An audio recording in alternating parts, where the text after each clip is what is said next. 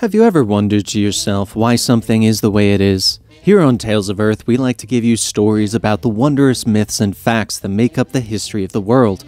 But not everything is a long story, however. In these simple but why tales, we'll give you a quick explanation of how some things have become what they are today. First up, Broadway. When people talk about Broadway, everyone usually has the same picture in their mind.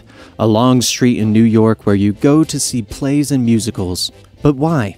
Why did plays and musicals get put on Broadway? The simplest answer is also the quickest. Real estate prices were cheap. But hold on, we have a few more facts to share with you. The actual Broadway that everyone thinks about is between 42nd and 53rd Street, what is known as the Theater District. There are currently 40 theaters located in the Broadway Theater District that actually make up what you would refer to as on Broadway. Broadway is named for the fact that it is a wider than normal New York street. It is the oldest north-to-south street in the city and was actually a simple forest path when the city was originally established, at the time called New Amsterdam. Yet Broadway also has another nickname that the casual theater fan might not know.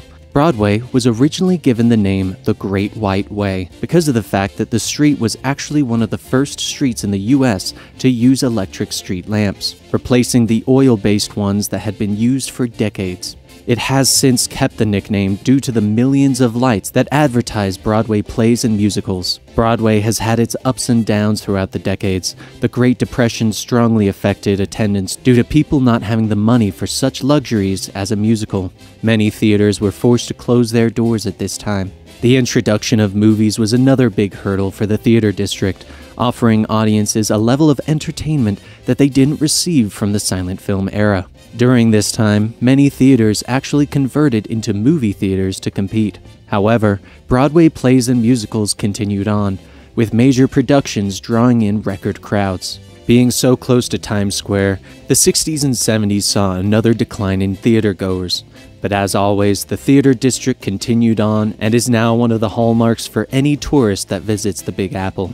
We will leave you with one last bit of history, and that is that one of the oldest operating theaters is still open today. The Lyceum Theater was built and opened in 1903. They are still operating today and was designated a national landmark in 1974.